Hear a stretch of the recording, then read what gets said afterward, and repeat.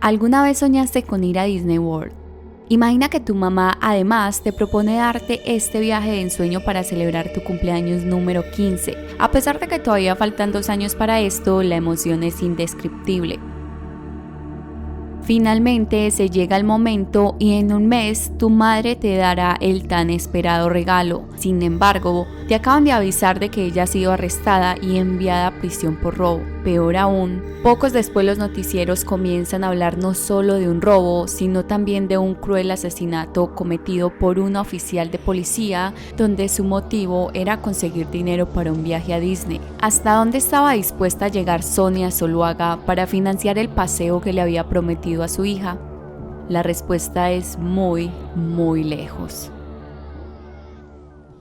Hola amis, bienvenidos de vuelta al canal. Espero que estén como siempre teniendo una semana maravillosa. Si eres nuevo por aquí te sugiero muchísimo que te suscribas y actives las notificaciones para que no te pierdas ningún video. Además les tengo una playlist con una maratón de casos, así que se pueden poner al día con los más de 50 casos misteriosos que hay en el canal. Los invito también a seguirme en mis redes sociales que aparecerán en este momento en pantalla. Dale me gusta y comenta este video ya que eso me ayuda a llegar a más personas. Sin nada más que decir, en este momento comenzaré con el caso de hoy.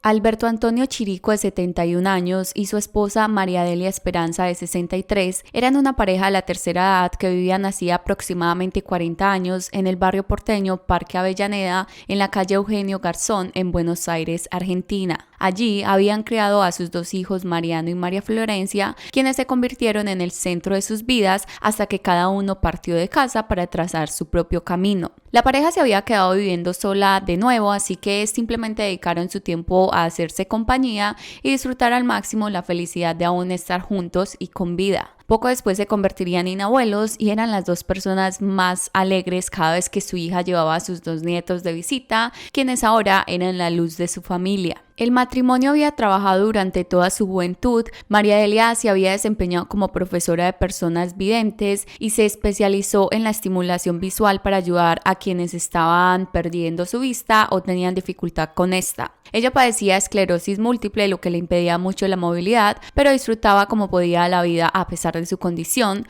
Por otro lado, su esposo se había dedicado por muchos años a la industria farmacéutica. Es así como para el año 2019 ya estaban ambos pensionados y con mucho tiempo libre, por eso era usual siempre verlos en algún parque cercano o cafés y restaurantes de la zona. Además también solían hacer reuniones con vecinos o amigos donde ambos tocaban instrumentos, cosa que por cierto era una gran pasión de los 2. El círculo social de ellos los describe como buenas personas, empáticos y muy serviciales. Sin dudarlo, siempre ayudaban a quien lo necesitase. Sería precisamente esta solidaridad la que un día les permitiría abrir la puerta a quien terminaría con sus alegres vidas. El barrio donde el par de abuelos vivían era muy tranquilo y bonito. Era usual también ver entes policiales caminando alrededor, velando por la seguridad de la comunidad. Fue así como ellos conocerían a Sonia Rebeca Zuluaga, una policía que había sido enviada a vigilar esta zona desde hacía ya varios meses. Ella era una mujer de 36 años, madre de una chica de 15, aparentemente muy amable y simpática, y en varias ocasiones se encontró con la pareja y conversaban. Poco a poco se había ganado completamente la confianza de ellos, quienes además de sentirse agradecidos por su presencia en el área, también sentían mucha empatía por ella al ser mujer y madre. Un día común de trabajo, la policía se vería en la necesidad de usar el baño y sabiendo lo buenas personas que eran don Alberto y María Delia, no dudó en pedirles gentilmente a ellos que si se lo prestaban, como era de esperarse, ellos le permitirían ingresar a la vivienda para que hiciera sus necesidades. Además le ofrecieron algo de beber y conversaron un rato con ella. La confianza de ellos hacia ella seguía por supuesto aumentando. Desde entonces, cada vez que Sonia necesitaba ir al baño o tomarse un vaso de agua si el día estaba muy caluroso o beber un café o mate en los días fríos, acudía a la casa de la amable pareja. El martes 11 de junio del año 2019, la mujer policía estaba trabajando en la zona llamada Recuero y Culpina en Flores, cerca del Parque Avellaneda donde acostumbraba hacerlo. Ese día conducía su auto, pero mientras se dirigía al banco a realizar un depósito, fue sorprendida por dos vehículos que le cerraron el paso. Un Volkswagen Gol llegaría por atrás y un Renault Duster la encerraría por delante. Como si se tratara de una película de horror, ella totalmente petrificada, veía que de los vehículos se bajaron dos sujetos quienes proceden a asaltarla, quitándole el dinero que llevaba a depositar, aproximadamente unos $3.100. En su intento por no ser robada, intercambiaría disparos con los ladrones sin lograr herir a ninguno de ellos, pero por el contrario, ellos sí habían conseguido arrebatarle su arma reglamentaria 9 milímetros y robársela también. Por suerte, Sonia había salido ilesa, pero estaba en shock. Seguidamente llamaría a la línea de emergencias para informar lo ocurrido y un rato después llegaría una de sus colegas a atender el hecho y a acompañarla hasta el Hospital Santa Isabel debido a la conmoción que estaba teniendo en el momento. Al centro de salud llegaría a visitarla su novio Diego Alberto Pachilla, de 37 años, quien también era integrante de la policía. Ambos eran efectivos de la comisaría vecinal 9C de la ciudad. El hombre, bastante preocupado por el incidente, ayudaría a su pareja a presentar una denuncia por robo donde explicó que el dinero que llevaba al banco lo llevaba ahorrando hace mucho tiempo y que era para pagarle un viaje a Disney que le había prometido a su hija por motivo de sus 15 años. Aquel mismo martes había ocurrido otro terrible crimen, curiosamente muy cerca de donde habían atracado a la oficial. En este hecho, lamentablemente, sí había víctimas fatales. Una policía que vigilaba la zona aquel día realizaba su recorrido cuando se percató que el portón de una de las casas estaba abierto. Como era su función velar por el bienestar de todas las personas del barrio, decidió acercarse a asegurarse de que todo estaba bien. Allí pudo notar que la puerta para entrar directamente a la vivienda también estaba abierta, entonces a ella se le hizo extraño esto y comenzó a tocarla para ser atendida, pero nadie le respondió. La mujer procedería a informar a la estación principal la sospechosa situación para que se le informara a algún familiar y éste pudiera acceder al lugar y fijarse que todo estuviera en orden. Poco tiempo después llegaría María Florencia, quien vivía a escasos metros de allí. Ella le comentaría a la oficial que ese era el hogar de sus padres y que no era usual que ellos dejaran el lugar así. Sin embargo, ni en sus peores pesadillas pudo llegar a imaginar lo que en realidad había sucedido. Al entrar al domicilio encontraría una desgarradora escena. En el suelo de la sala estaban tirados sin vida su papá y su mamá, ambos a simple vista asesinados ya que tenían cada uno un disparo en la cabeza. Despavorida, saldría llorando a pedirle a las autoridades que revisaran si su hermano estaba en otro lugar de la casa asesinado, pues él también se había mudado a vivir con sus padres hacía un tiempo. Y ella obviamente temía que le hubiese corrido con la misma suerte. No obstante, al revisar el resto de la vivienda, afortunadamente no encontraron allí a Mariano. La escena del crimen se notaba sumamente desordenada, pero no como si estuviera descuidada, sino más bien como si el par de abuelos hubiera sufrido un robo. En la sala todo estaba rebujado, la cocina estaba revuelta y la habitación de las víctimas estaba con la cama destendida de forma violenta,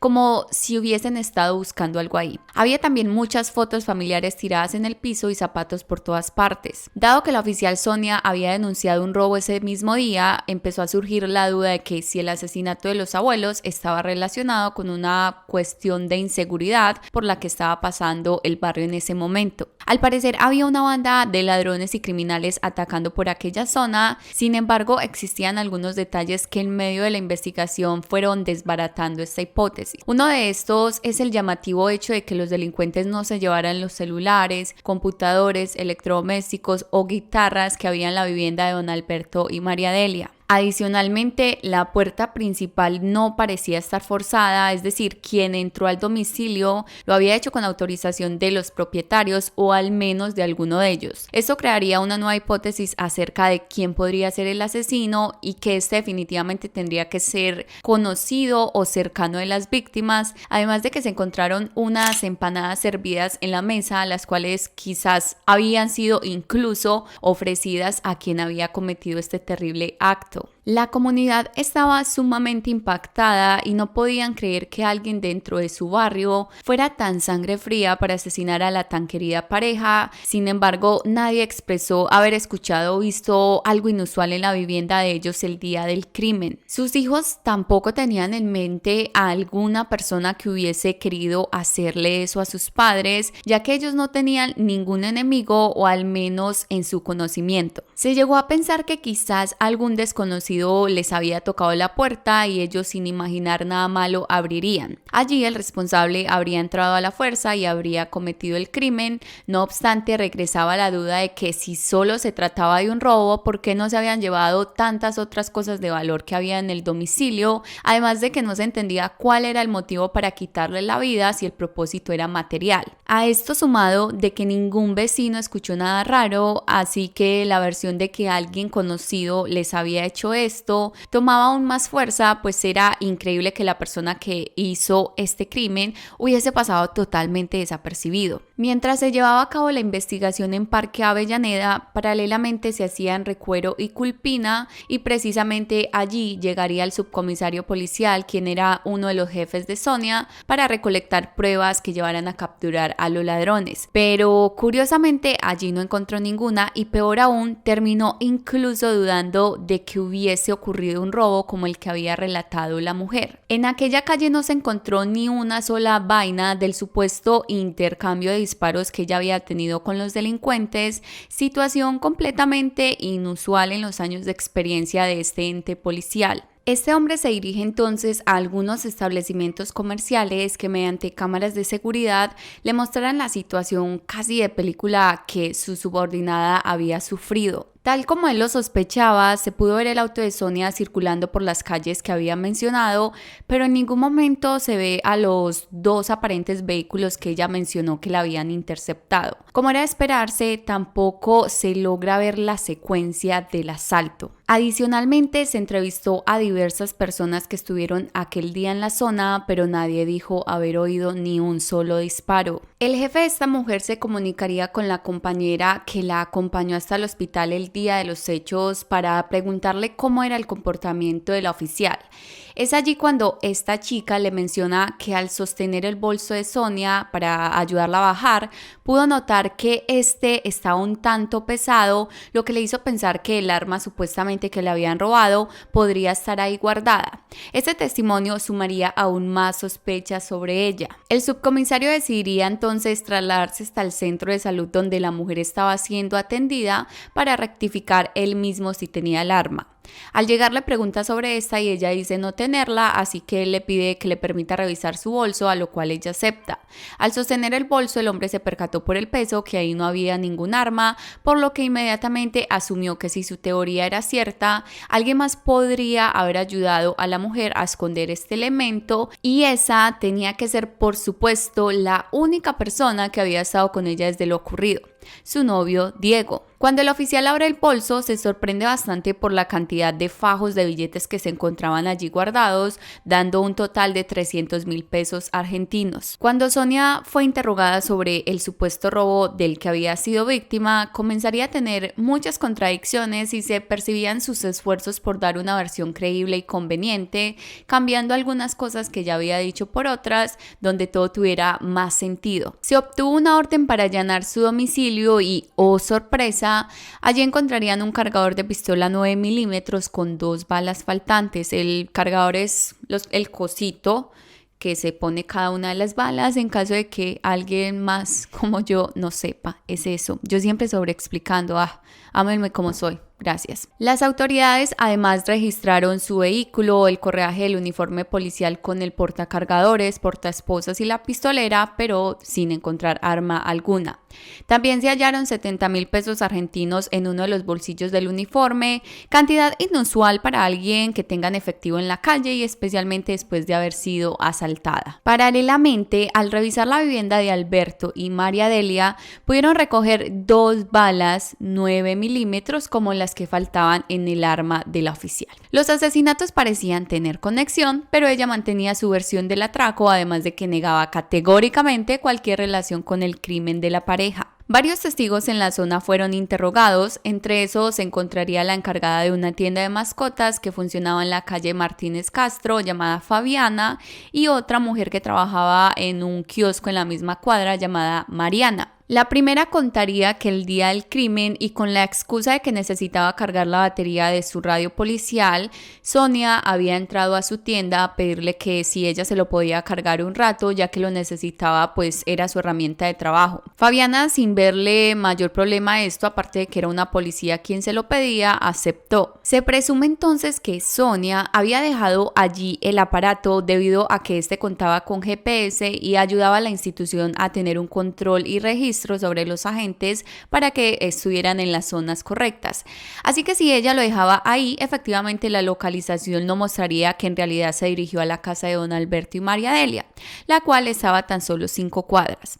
Además quiso ser astuta, dejando precisamente el radio en un lugar que ella sabía muy bien no contaba con cámaras de seguridad que permitieran corroborar su historia. Según el testimonio de Fabiana, la mujer también le pidió que dejara el aparato en el kiosco de Mariana, donde ella pasaría a reclamarlo antes de la 1:30, que era la hora en la que cerraban. Un juez ordenaría el registro de los teléfonos móviles de Sonia y su pareja con el fin de analizar llamadas salientes y entrantes, además de su ubicación. Efectivamente, los resultados los ponían a ambos en la zona donde estaba la vivienda de las víctimas.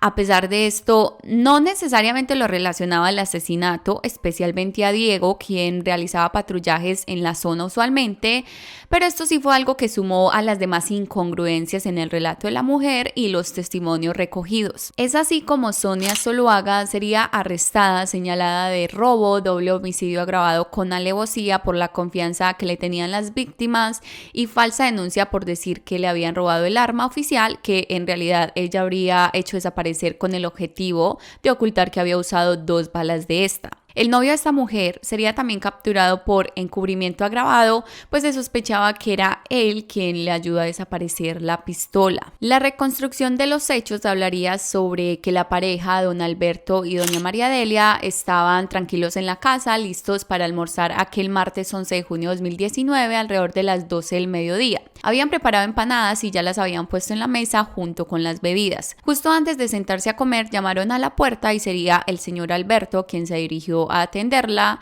Al abrir se encontraría con la grata sorpresa de ver a Sonia y sin pensarlo 2 veces la invitó a pasar e incluso a comer empanadas con ellos. Tan pronto como ella ingresó, sacaría su arma y procedería a intimidar a los ancianos. La policía comenzaría a gritarles agresivamente, exigiéndoles que le dijeran dónde tenían el dinero. Ustedes se preguntarán, ¿cuál dinero? Bueno, pues resulta que en una de las muchas conversaciones que ellos tuvieron con ella, al parecer la pareja le mencionó que ellos no confiaban en los bancos y por ende no dejaban su dinero guardado en estos, argumentando que preferían ellos mismos encargarse de administrarlo.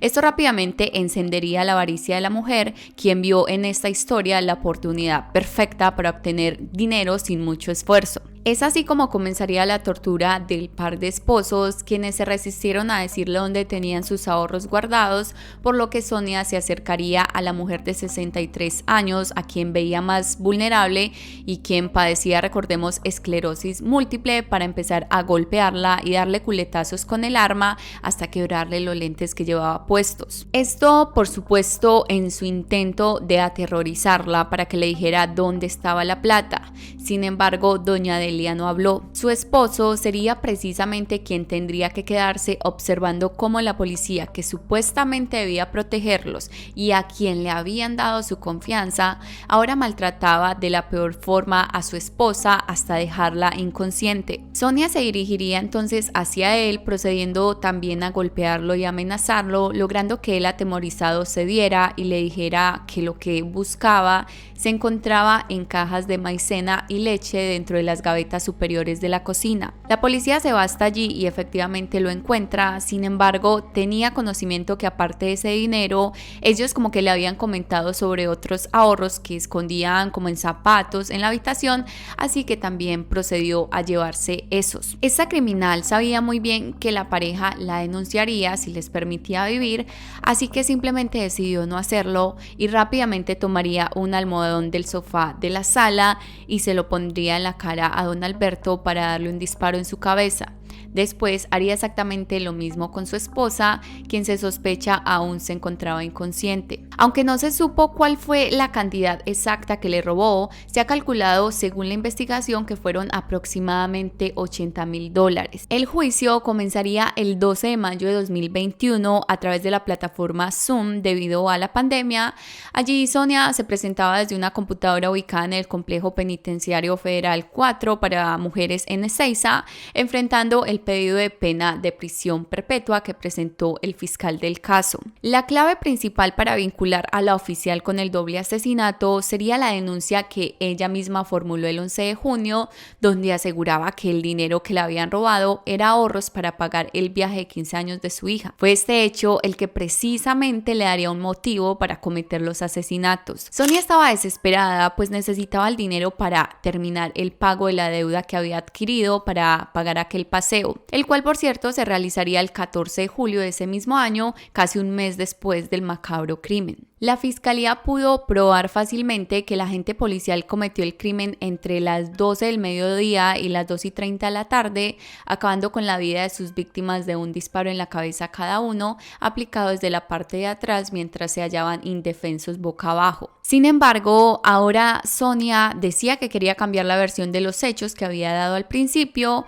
y ahora decía que aceptaba la responsabilidad de haber mentido en su denuncia sobre los ladrones que la habían asaltado y que lo que en realidad pasó fue que olvidó que su dinero y arma dentro del bolso de una estación de servicio y que por ende no había podido cometer los asesinatos, pues no contaba con el aparato letal. Además dijo que había mentido al principio, pues tenía miedo de ser despedida por haber extraviado la pistola. En las propias palabras de la acusada, dijo que era cierto que había hecho una denuncia falsa, pero que con respecto a lo que se le acusaba era totalmente inocente y que lo sentía mucho por esas personas, pero que ella no tenía nada que ver. Aseguró que nunca jamás tocó nada de nadie y que no entró a la casa de las víctimas. Respecto al viaje de Disney World, dijo que no tenía una deuda con la agencia, pero que sí tenía la idea de pagarle un viaje a su hija con todo el dinero que había juntado haciendo horas adicionales.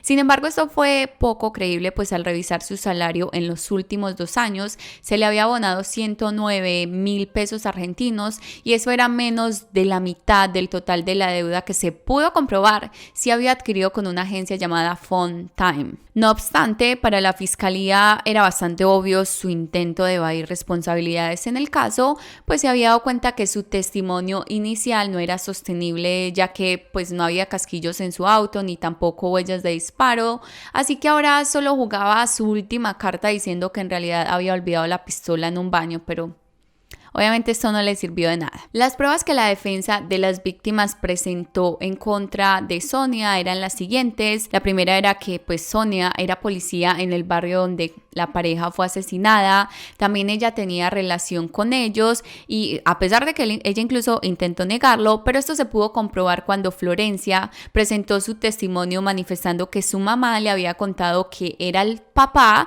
quien dejaba entrar a la policía rubia a casa que para que usara el baño, pero que a ella ya no le agradaba mucho que porque le hacía preguntas muy extrañas que tenían que ver con dinero. Sin embargo, cuando María Delia se lo mencionó a su esposo, él le había insistido en que Sonia era de confianza y era amiga. Vale la pena aclarar aquí que es precisamente el conocimiento previo de la criminal y las víctimas lo que probablemente la haya llevado también a quitarle la vida para evitar cualquier reconocimiento. Otra de las razones que presentó la defensa es que las 2 balas de 9 milímetros recogidas en la escena del crimen coincidían con el arma de la acusada, además de que también se halló en su vivienda el cargador de su pistola que tenía 2 balas faltantes, casi como diciendo blanco es y gallina lo pone. Otra prueba crucial fue el dinero en dólares encontrado en su uniforme policial y en su bolso, y es que precisamente esta prenda también sería periciada y allí se encontraron residuos de disparo de arma de fuego. También se cuestionó el hecho de que ella dejara el radio en la tienda de mascotas, esto presuntamente, como hablamos al principio, para evitar ser geolocalizada en el domicilio de don Alberto y María Delia. Se pudo demostrar que el robo que ella denunció nunca nunca había ocurrido, además de que su versión cambió cuando se notó acorralada por la verdad.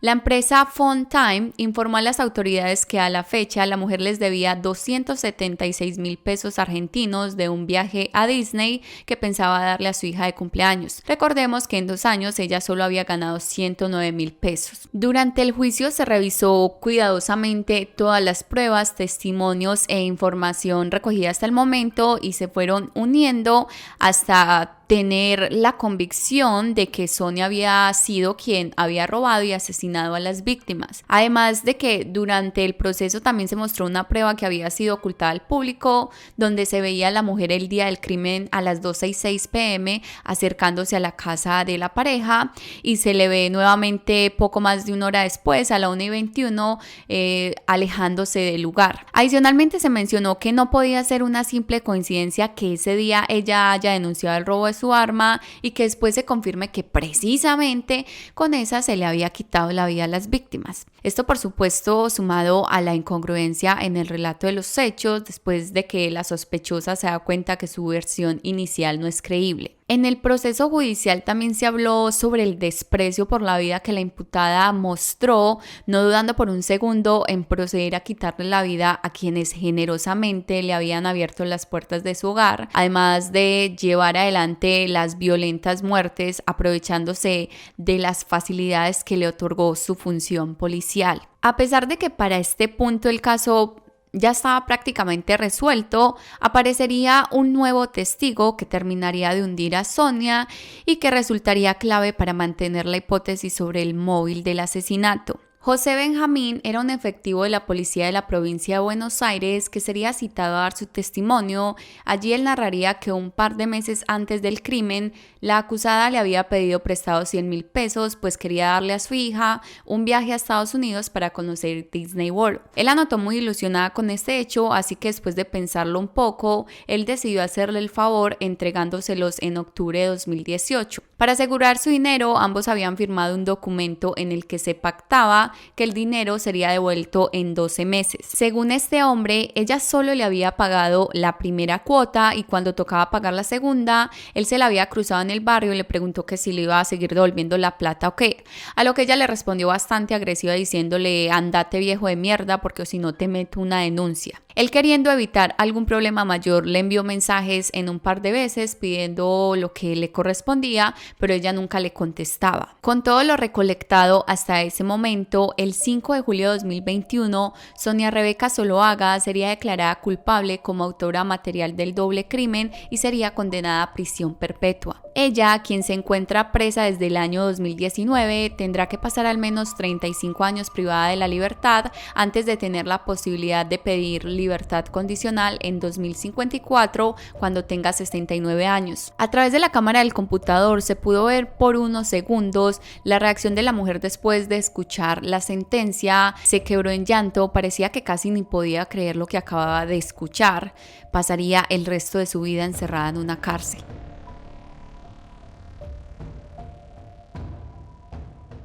Por otro lado, su pareja sería absuelto del delito de encubrimiento doblemente agravado, pues carecían de pruebas que lo relacionaran al crimen más allá de ser el compañero sentimental de la autora del delito. Sin embargo, aparentemente se le inhabilitó de su cargo policial por un periodo de 10 años. Bueno, este sería el final del video. Esa es toda la información que les pude recolectar de este caso. Espero que la narración haya sido de su agrado. Muchas gracias por escucharme y sin nada más que decir, nos vemos en un próximo video, no sin antes recordarles que se cuiden mucho, por favor, en serio, ya saben. Chao.